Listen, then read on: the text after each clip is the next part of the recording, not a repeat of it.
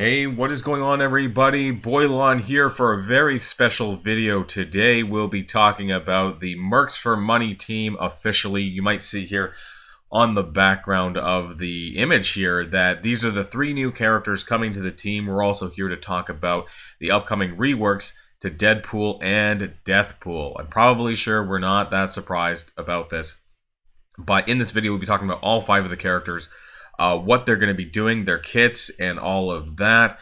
So some of you may be surprised for this 5th character here on the right-hand side, and that is DAKEN, who is Wolverine's son. This one was a little bit of a surprise to me because I'll be honest, when I thought of Mercs for Money and you look up the Mercs for Money team itself, you know, a lot of this just does not have, especially the Wolverine side of things, and PANDAPOOL is not really affiliated with that team. So really the only kind of common denominator here seems to be Deadpool and kind of loosely affiliated characters. I want to say that this team might have been in anticipation of the Deadpool movie, because obviously Wolverine is in that, and they somehow smashed it together in a very typical Scopely way. But either way, we'll be talking about the rest of the team, what they're going to be doing, and all that and more in the video. So if you are ready to go, everybody, let's boil this down.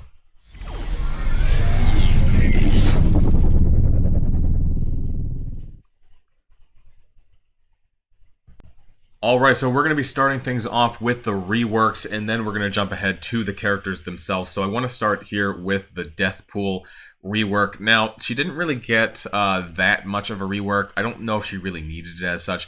I guess the positive thing about all of this is, you know, just like what we talked about with the OG characters, right, is that they're all going to be useful. So for those of you who upgraded for Apocalypse and then maybe went to G18, right, just for maybe Cosmic Crucible or other reasons, then you're going to get some additional value out of Deathpool, which is really nice. So the stats are not that significant, 16% for health and damage and 7% for the rest. There actually wasn't a significant amount of changes to the kit, so I'm not going to go over the entirety of the kit for those of you who know the character Deathpool anyway. So her special move, basically they just added in the hero trait for stealing health and then redistributing to Mystic and hero allies. The interesting part, I think, is that not everyone is a hero on this team, so yeah, it is what it is, I guess, there. And part of the passive here, now where she gets the charges, I believe, does include the new team tag, I think, down. Actually, oh no, sorry. Mystic and hero allies gain 10% drain. So there was essentially no real change, and the kind of disappointing part, I suppose, is that all the text related to the charges, I think, is under Deadpool's kit and not Deathpool's kit. So she's still going to have that thing where she gets the 5 charges and then she's going to one-shot somebody off the screen. And I think that's going to be really, really important when it comes to potential mirror matches and kind of you, the player, playing this team versus the AI. And this team is, of course, if you guys didn't know by now, Mercs for Money is a war-based team, so it's probably going to be much better to play on the offense because it's under the player's control. That's just my assumption, especially with characters like Deathpool, where it really matters like in the order that you use your skills and having that ultimate ready for the charges. So I think that's going to be really important. So nothing really big there for Deathpool.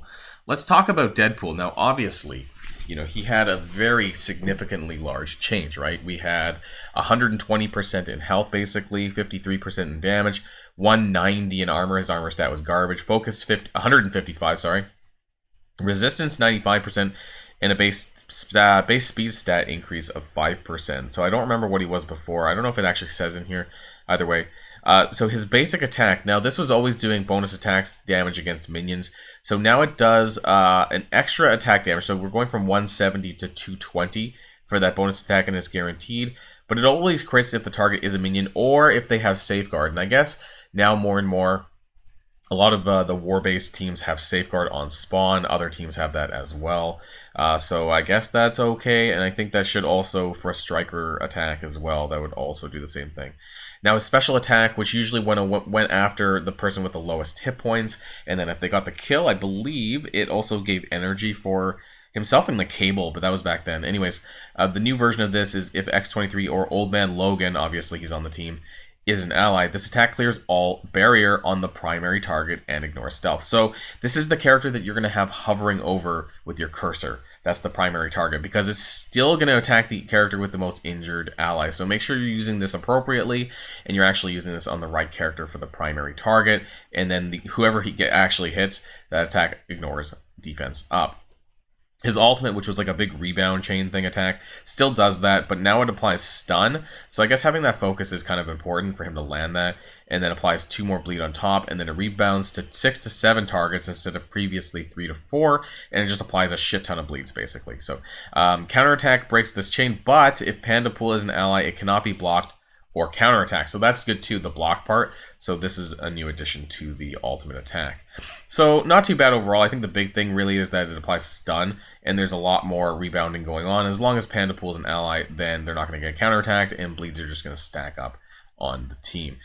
His passive, which was known for clearing negative effects and things like that, I believe, yeah, so it goes to 20% from 15%. So he's healing quite a lot there. And then he generates ability energy for Cable or Old Man Logan when he gets a kill. So typically that's probably going to come from his special. And then on any ally Deathpool's turn, apply +1 charge to Deathpool. So you have to have Deadpool on the team in order to have this trait active. So I think that's going to help. Basically, Deathpool's going to get two charges on her turn as long as Deadpool's on the team, and this is going to help Deathpool get to 5 charges to yeet someone off the screen with her ultimate, and that's going to be really, really important because this team is really big on revive mechanics. So I believe if Deathpool gets the kill on the ultimate, they can't be revived, I'm pretty sure. So that's going to be really, really important for this. 5% chance to revive at 30% health, but if Domino, Deathpool, or Old Man Logan is an ally, 100% chance to revive at 100% max health. So this is insane. This team has a lot of revive mechanics. So basically, as long as Deathpool or Logan is on the field, he's reviving. So you essentially need to kill Old Man Logan. And there's a lot of ways that it's going to make that really difficult to do. I mean, yes, and Deathpool as well. So both of them have to be dead. Otherwise, Deadpool is going to be coming back constantly. So it's just really crazy there. So that's Deadpool. He obviously got a little bit more love. And we'll see how the stats kind of pan out for the character overall. So let's now start on to the new ones. Okay, and we're going to start things off with Pandapool, and one thing that I do want to point out is actually that all of these characters are getting the Mercenary tag, which is really, really good for the gold heist, or whatever the hell the Flash event's called. So no longer do you need to invest in the shitty older characters for the Flash event, especially for newer players. You can just go and invest in this new Mercs for Money team, and then they'll double for Mercenaries as well, which is really great. So Pandapool is a hero character.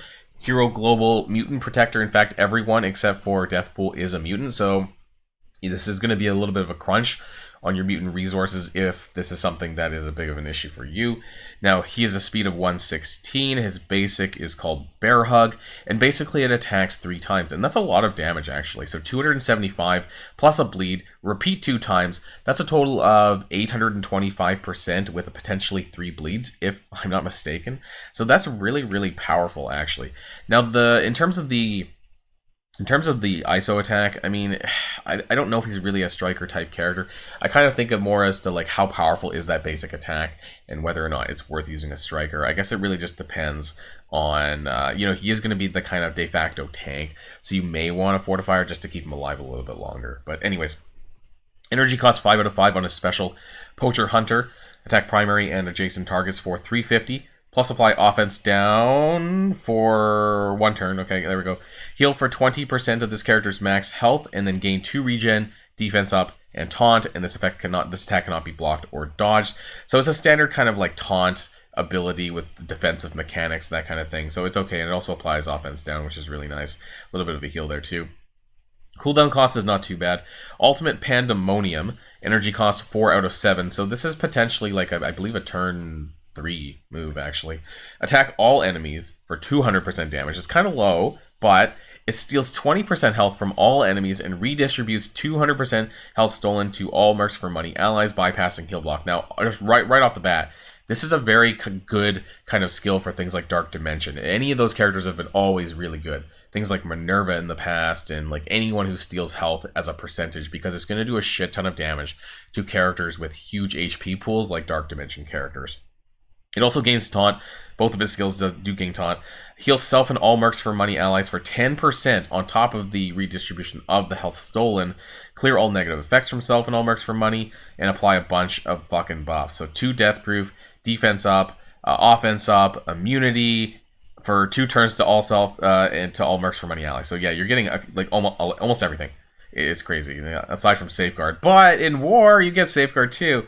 It does apply stealth to a random Deadpool, but in War, this ability does apply Safeguard for 2 turns to self and all mercs for money allies, and it cannot be blocked or dodged. So essentially in War, this is absolute insanity, because you're getting every single buff under the sun, and then you're getting Safeguard, so none of this can get flipped. So you're getting immunity, defense up, offense up, Safeguard, all of this. It's just insane. Passive, Panda for Hire. When this character drops below 50% health, clear 2 negative effects from self, gain taunt, defense up, and 2 death proof. Yes, you heard that right. When he's low HP, he is gaining taunt. Yes, this is intentional, and he heals all mercs for money allies for 10% of this character's max health, and apply death proof to everyone. Yes, this is intentional. You'll see why down below. On ally Deadpool or Old Man Logan turn, gain assist now. So he's assisting whenever they take their turn, so he's going to do additional damage. This might also mean that he might be a decent skirmisher, because if he's getting assist now from them, then he's going to be coming into attack, and typically those assist mechanics are really good for skirmisher. On death, 20% chance to revive with 50% of max health, but for each Deadpool or Old Man Logan ally, gain 40% revive chance and revive an additional 25%. So essentially, if Deadpool and Old Man Logan are on the field, he's 100% reviving with 100% of his max health. So you really do need to kill Old Man Logan first, because Old Man Logan is also reviving Deadpool, right? Along with Deathpool. So you do have to focus on Old Man Logan, otherwise everybody else is going to revive. But it's not going to be made easy, because Pandapool will always be taunting. Gain 50% armor. Mercs for money gains that. 75% resistance, 50% drain. And then in War, they all get a bunch of speed bar. Or at least he does. Sorry. So fill speed bar by 25% plus 10%. So 65% to Pandapool. He's going to be largely going first, and then he's going to be taunting up with the special. If this character's health is greater or equal to 50%, stun and disrupted cannot be applied. This is really, really good as well. This is, I believe, specific to War, though, so it's not going to be outside of that, but still really powerful that he basically cannot be stunned. So as long as he's full health, if this character is really big, like once he becomes farmable, this is going to be pretty insane. If this character or any Mercs for Money ally does not have defense up, that character gains 25% damage reduction and 25% resistance. So this is pretty good. It's a good way to kind of bolster his ability to take damage if he doesn't have any buffs on him. So that one's pretty good. So that was Pandapool. That was pretty impressive there. Let's talk about Old Man Logan, who is obviously going to be the legendary character on the team and the next character that's coming out. I think by the time this video goes out, there would have been a blog talking about Old Man Logan's release anyways. So he's a hero global, mutant controller, mercenary, X-Men, Mercs for Money, and so that's interesting. But I don't know. I'm not sure how much crossover you're going to get from the X-Men tag, but at the very least, you know, of course, it's for this team here. We'll see. So he has a speed of 120. That's okay. I think that's kind of average for now, though. It's not super huge, but I mean, I guess in War, it's probably going to go up.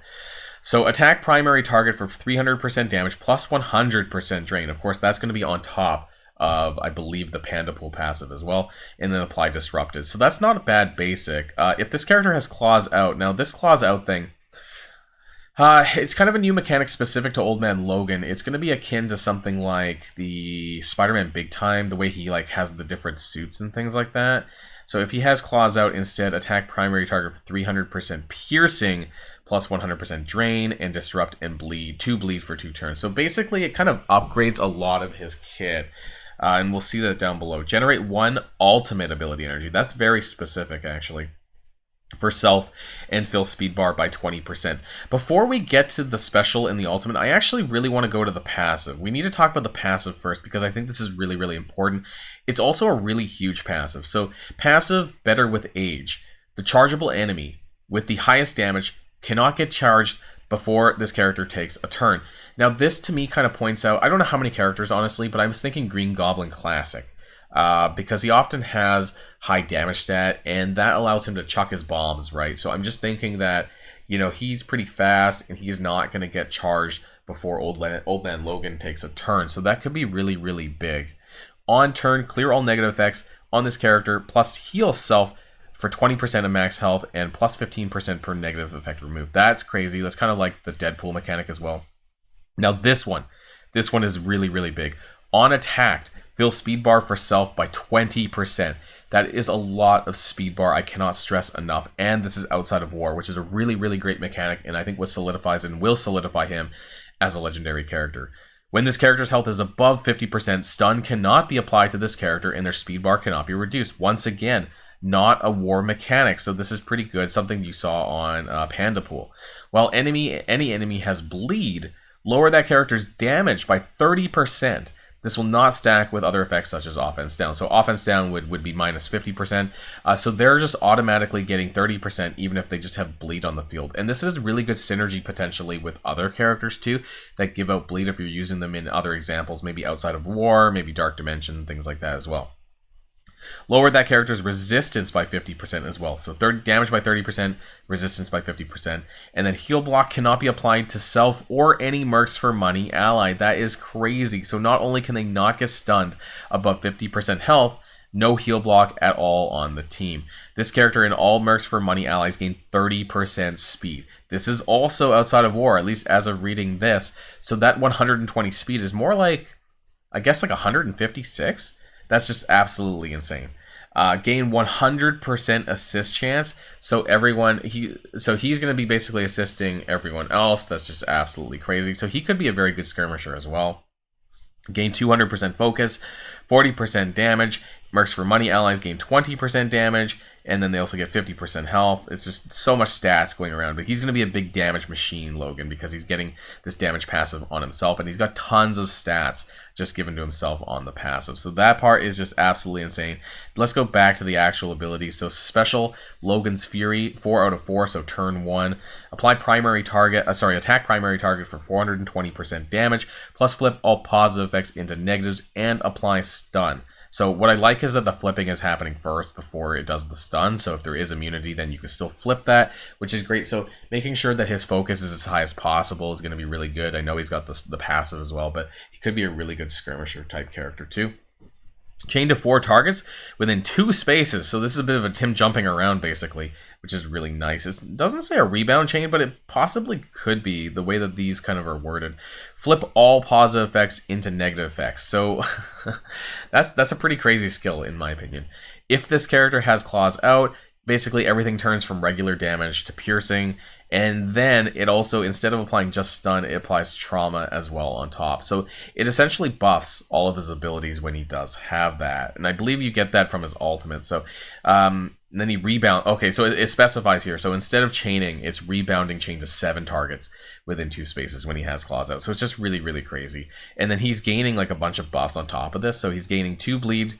Apply 2 bleed for 2 turns to each target, and then he's gaining 2 deathproof, immunity, and safeguard. So he does apply safeguard to himself without PANDAPOOL, which is just insane, and he's generating ability energy for himself as well for his ultimate. So that's pretty interesting, because if you look at his energy cost for that down below, it's kind of low, so he does need to do some of his other attacks in order to get additional ability energy. And then apply revive once to self and a random DAKEN ally, and if they already have it, it basically doesn't stack. So this is really good and going to keep them alive as well. And this attack gains 1,000% extra focus against chargeable protectors. Now, I think, correct me if I'm wrong, I think chargeable protector does include Mephisto, but I'm not 100%. I know he's a protector, so I'm not 100% sure who this is calling out against. I would have to check to see how many protector characters have charges, but do let me know in the comments down below. I thought this is a call out against Mephisto, but I'm not 100% up to date with everyone. And if this character has claws out, this cannot be dodged or blocked. So let's talk about the claws out. So his ultimate's still the best. Again, this is going to be based on how many turns he takes previously to gain that ultimate ability energy, and whether or not Deadpool gets any kills, I guess, as well, which would kind of fuel him too. So he gains the claws out. clears barrier on all targets, attacks all enemies for 550% piercing, which is great, all this piercing damage, and then the drain, and then flip all positives. The only bad thing is that it's flipping after the damage, not before the damage. And then apply all of the following negative effects for 2 turns. 2 bleed, 2 defense down, disrupt, and trauma. So AoE for all of this, which is great, and is not related to war. So you're going to have an AoE trauma attack when he is able to do his ultimate attack. This guy is going to be absolutely insane for things like Dark Dimension. I can't wait to get my hands on him. And apply ability block to the enemy with the highest damage as well. And then he's generating special ability energy. Ignores defense up as well. Just crazy, crazy skill. Crazy, crazy damage coming out of Old Man Logan. I can't wait. And especially when you kind of go from the ultimate and lead back into another special where he's rebounding like crazy.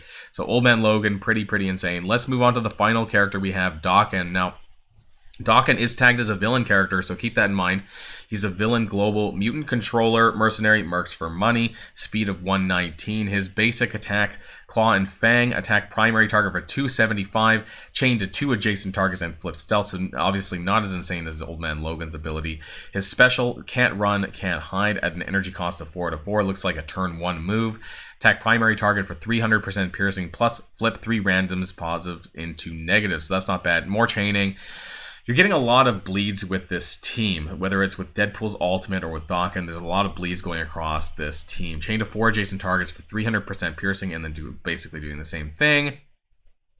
This attack can chain to stealth targets, which is quite nice, and he's applying 2 bleeds and slow for 2 turns to each target hit.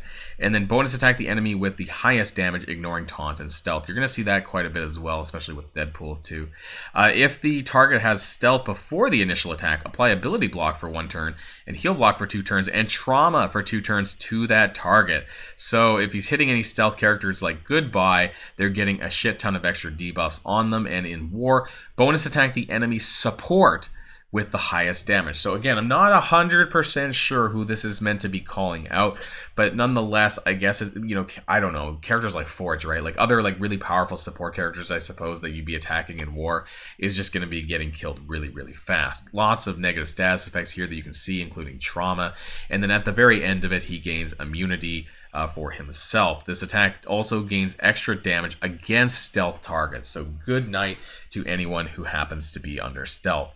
His ultimate, 5 out of 7, cut to pieces. It's actually pretty simple.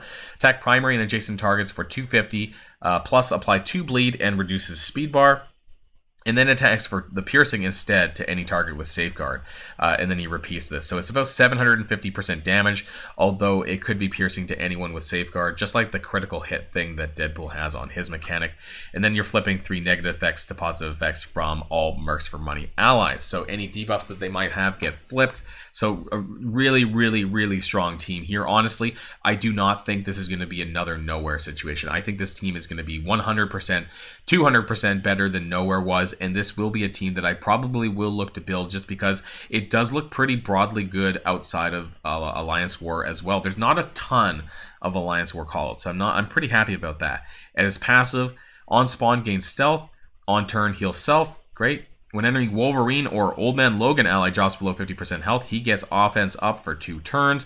On crit, gain +1 stealth up to a max of 3. That's going to be happening a lot too. And when any enemy gains stealth, he gains 60% speed bar. It's pretty nuts. So really punishing people that have stealth mechanics.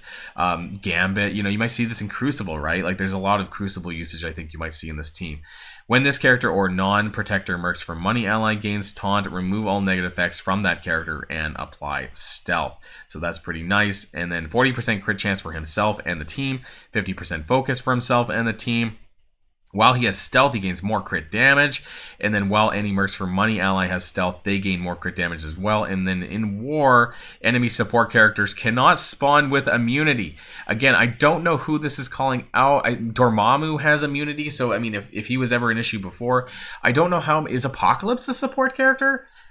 He might be, right? I think Apocalypse might be a support character. So this could be pretty huge. Honestly, I'm just mind blanking right now because I'm on holiday. But just as a crazy crazy kit and crazy team. And then, although this part's only in war, nonetheless, though, it's still really good. Gain plus 50% additional focus, and then Mercs for Money gain more focus as well. So this is going to be definitely a war offense team. I know it says in war. Some people may decide to put them on defense, but I think because of the mechanics for characters like Deathpool, I think that you're probably going to want to use this team on the offense because of, you know, you can choose who you want to attack and things like that, which I think is going to be really important with you when you want to use Deathpool. Now, I was told that if you want to replace any character with a more meta character, you're going to want to do that with Deathpool. So that's pretty interesting too. But this team has a shit ton of revive mechanics. Like DAKEN can revive through Old Man Logan. Old Man Logan is probably the only one that doesn't revive. However, he does get the revive once from his special, but everyone else is kind of like passively reviving. So you kind of have to kill Old Man Logan first before you get to any of the other ones, because he's the one causing most of the other characters to revive. So just absolutely insane. Tons of abilities to come back, and you're going to be really careful when you actually fight this team. So let me know what you think in the comments down below. I know this is all text-based video stuff here, but I did want to get this to you guys anyways while I'm here on holiday. So I'm really excited for this team. I'm usually not excited for war teams, but I think that there's a lot in here, especially with the variety of different characters that are going to be really, really good. And for those of us who obviously put some investment into Deathpool already, then that's a little bit less that you have to do. But unfortunately, because of Deathpool, you know, most of us do not have Deathpool very high. So I don't know if he's going to be super, super amazing, but you're probably going to want to raise him up a little bit anyways. So yeah, get started on that if you're interested in this team, and we'll have more info with Mercs for Money on the horizon as well. So hopefully you guys all enjoyed the video, and let me know in the comments down below what you feel. And until next time, everybody, stay safe and healthy, and I'll see you all later. Boilon, signing out.